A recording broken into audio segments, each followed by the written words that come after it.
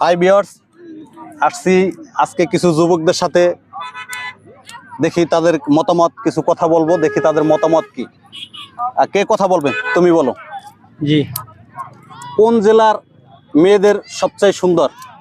কোন জেলার মেয়েরা বেশি সব থেকে সুন্দর? অবশ্যই নেত্রকোনা। নেত্রকোনা। জি। কি জন্য? তাদের ভিতরে বিশেষত্ব কি? বিশেষত আত্মীয়তার দিক থেকে মানে খুবই ভালো, নম্র, ভদ্র, সুন্দর, শালীন। নেত্রকোনা কোন বিভাগে অবস্থিত? ময়মনসিংহ বিভাগ। ময়মনসিংহ।